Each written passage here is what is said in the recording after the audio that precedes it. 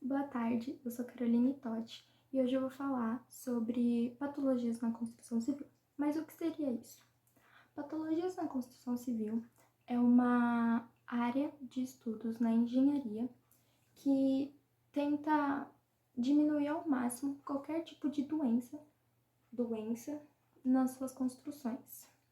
Essa área ela é dividida em 5 partes. A primeira, a profilaxia, que é onde estuda medidas para prevenir qualquer tipo de dano na sua construção.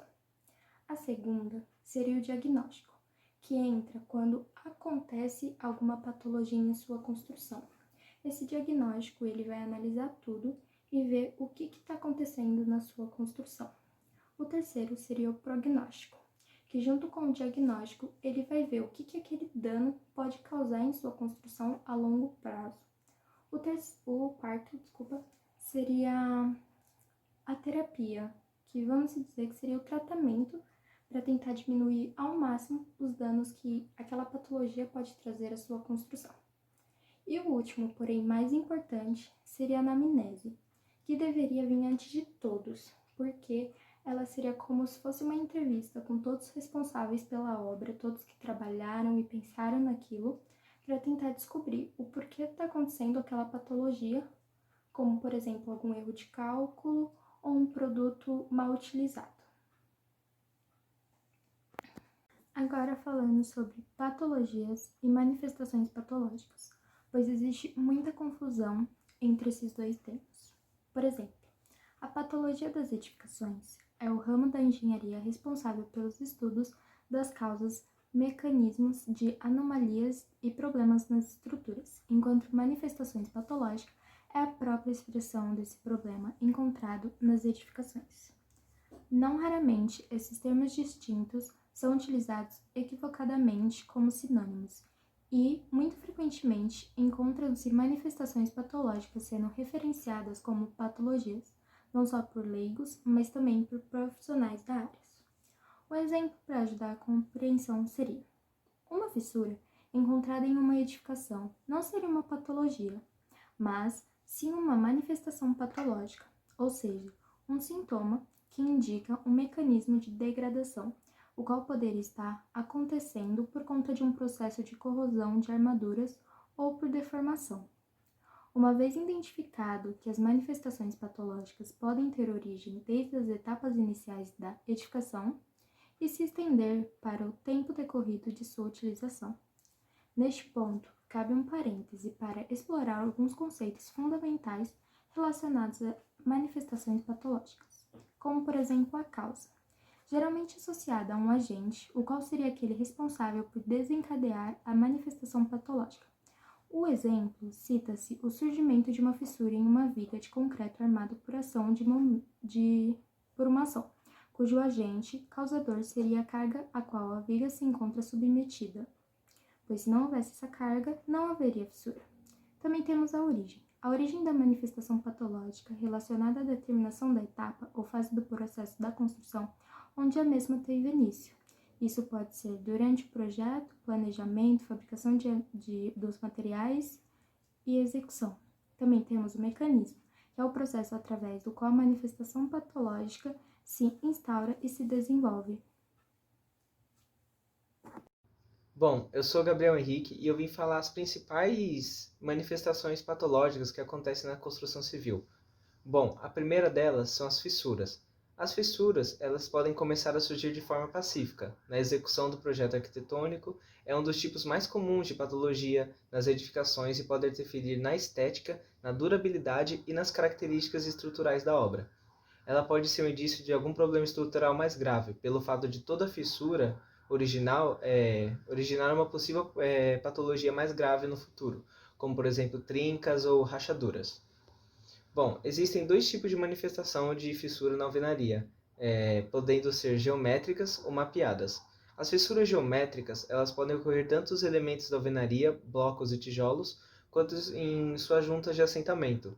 Já as mapeadas, elas podem ser formadas por retração da argamassa, por excesso de finos no traço ou por excesso de desempenamento.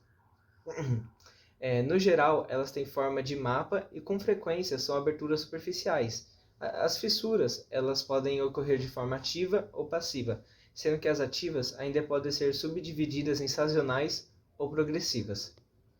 Bom, a fissura ela é o primeiro estágio de uma possível patologia mais grave, pois toda trinca ou rachadura, em algum momento, elas já foram fissuras no passado. Bom, as trincas elas podem ser definidas como um estado que um determinado objeto ou parte dele se apresenta partido.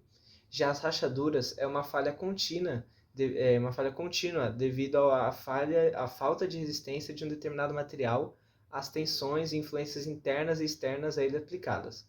Bom, é um estado em que um determinado objeto ou parte dele apresenta uma abertura de um tamanho que ocasiona interferências indesejáveis. E é o tipo de fissura mais grave, dependendo do local onde ocorre, impossibilita o uso da edificação. Bom, outra patologia que temos é a corrosão nas armaduras de concreto, e ela é uma das patologias que é mais frequente nas edificações. A corrosão das armaduras, elas podem determinar o fissuramento do concreto e até o seu desplacamento, fazendo com que a sua armadura fique exposta ao ambiente. A corrosão é frequentemente relacionada à presença de teores críticos de íons de cloreto no concreto ou no abaixamento do seu pH, devido às reações químicas compostas pelos presentes no ar atmosférico, especialmente o dióxido de carbono. Bom, e a última patologia que vamos citar aqui é a deterioração do concreto armado. E essa patologia ela caracterizada sempre que ocorrer uma desintegração do concreto, devido à perda de caráter de aglomerante do cimento, ficando os agregados soltos pela perda da função da pasta do cimento. E é isso. Bom, outra manifestação patológica que temos é a eflorescência. A eflorescência. Bom, a eflorescência são formações de sais que aparecem sob aspecto de manchas de cor branca e que foram transportados pela umidade. Bom, é muito comum em paredes de tijolos, quando situadas entre reboco e a parede, as eflorescências forçam um plano capilar por onde sobe a umidade, que aumenta a força de repulsão ao reboco. Bom, as eflorescências podem alterar a aparência da superfície sobre a qual se depositam. Em determinados casos, os seus sais constituintes podem ser agressivos, causando degradação profunda na estrutura.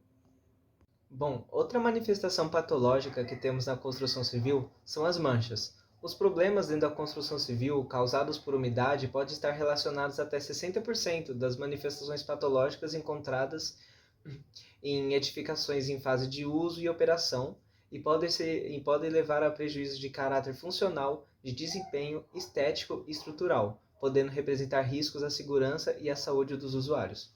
Bom, a saturação de água nos materiais sujeitos à umidade tem como consequência o aparecimento de manchas características e posterior deterioração.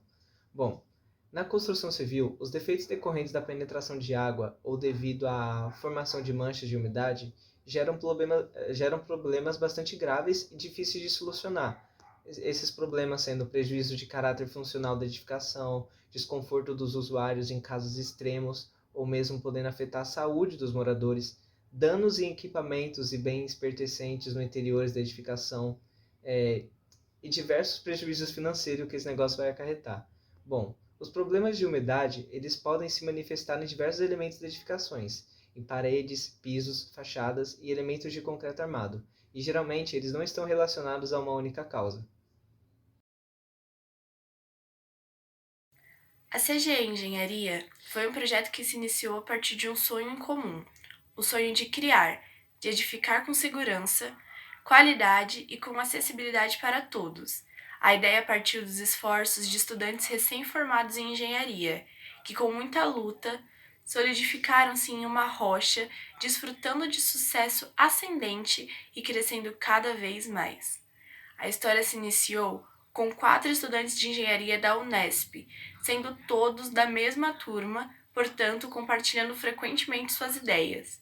Um desses estudantes já tinha família inserida no meio da construção, mas o ramo da família não andava bem. O grupo de amigos tinha um maior interesse na área de materiais da construção civil, e o fascínio nela fez com que todos se especializassem nesta área.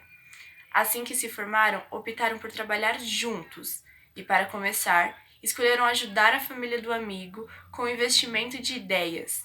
Estas jovens cabeças mudaram o rumo da empresa, que se alterou até se tornar uma fábrica. Olá, eu sou Gustavo Batista e agora dando continuidade à história da nossa empresa. Bom, o que antes era focado na edificação, agora voltava-se para a produção de materiais, visando sempre uma ótima qualidade e preços acessíveis e total atenção com os nossos clientes. Seus esforços e dinheiro foram investidos naquela pequena empresa, mas com grandes esperanças de sucesso.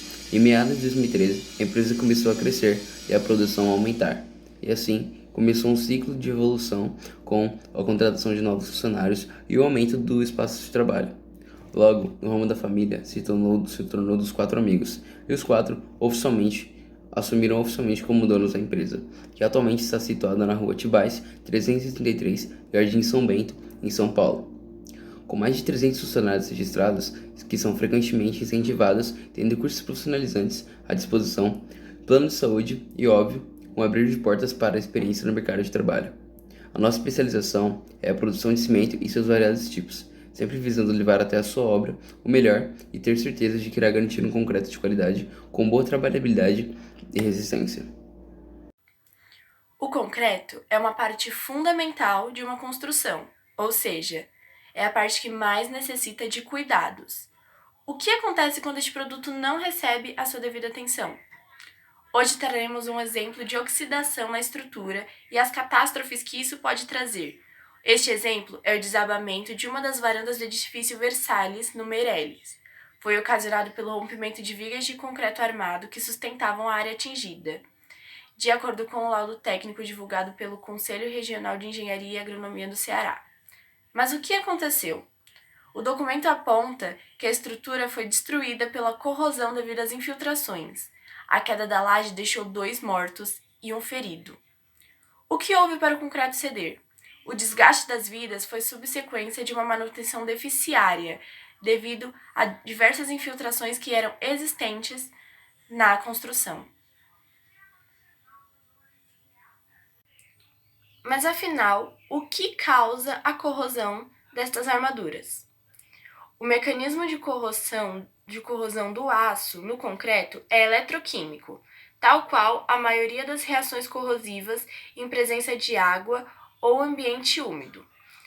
Esta corrosão conduz à formação de óxidos e hidróxidos de ferro, produtos de corrosão avermelhados, pulverulentos e porosos, denominados ferrugem, e só ocorre nas seguintes condições: deve existir um eletrolito, deve existir uma diferença de potencial, deve haver oxigênio e podem existir agentes agressivos.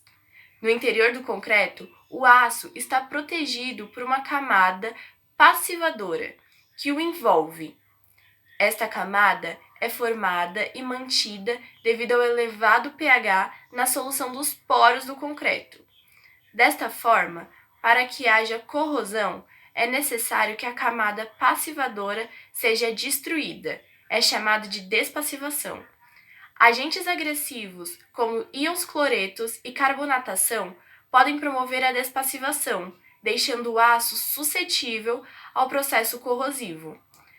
No concreto armado, a corrosão é considerada eletroquímica, como no exemplo que foi mostrado, ocorrendo em meio aquoso, necessitando de um eletrolito, uma diferença de potencial, oxigênio e agentes agressivos.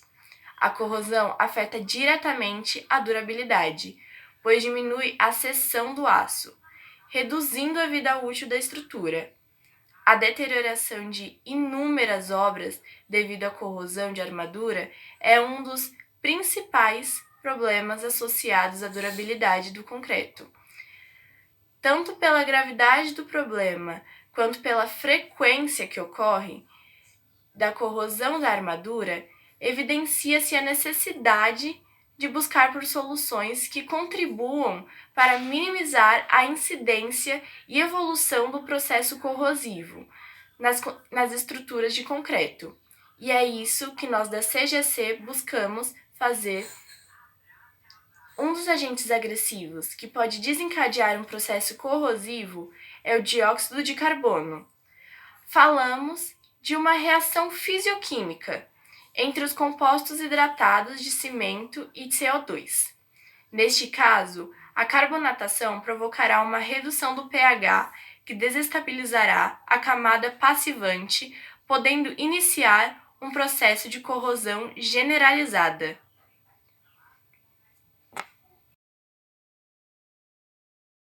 Bom, agora que você já sabe um pouco mais sobre o caso que queremos resolver e também ouvir um pouco mais sobre o que é a corrosão, é hora de darmos a solução para vocês. E com uma pergunta: como a silicativa pode reduzir a corrosão de armaduras? Sim, a adição de silicativa ao concreto é uma excelente saída para minimizar a incidência e evolução da corrosão nas estruturas de concreto, já que ela apresenta um melhor desempenho frente aos ataques agressivos.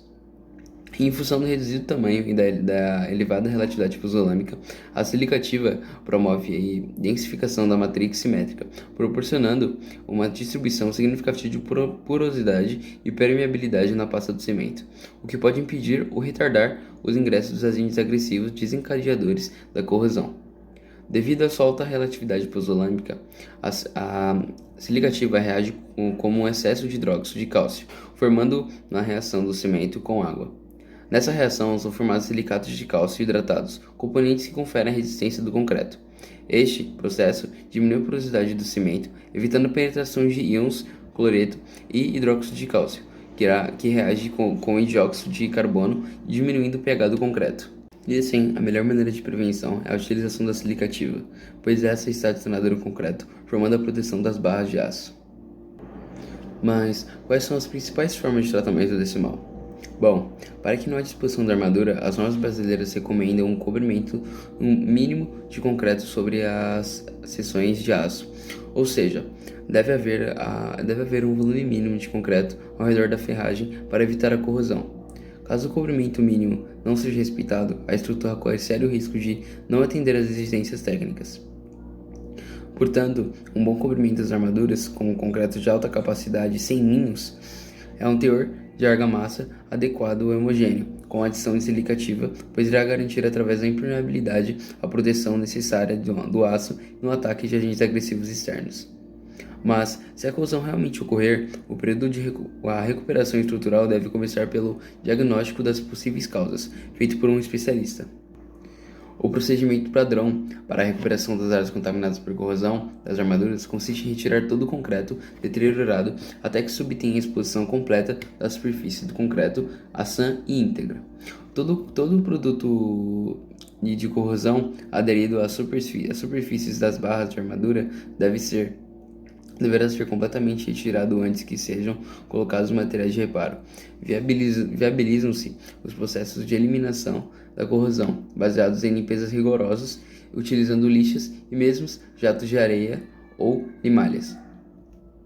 Se a contaminação for decorrente de cloretos ou se o material utilizado no reparo for epóxico ou polimérico, a limpeza com a utilização do jato de areia é altamente recomendável, e a escovação intensa, com a escova de aço, e lixamento também podem fazer parte do processo. Para recuperações de áreas com altas taxas de armadura, estruturas complexas e locais de difícil acesso, recomenda-se o uso do concreto fluido com características de alto nivelamento, dispensando praticamente a vibração. Tudo bem. Mas agora, por fim, quais são as outras formas de prevenção além da silicativa? Bom, a corrosão nas armaduras do concreto armado pode ser evitada com a qualidade da concretagem da estrutura, conforme vimos agora há pouco. O processo de corrosão passa a ser postergado ou evitado a partir da prevenção, minimizando falhas futuras.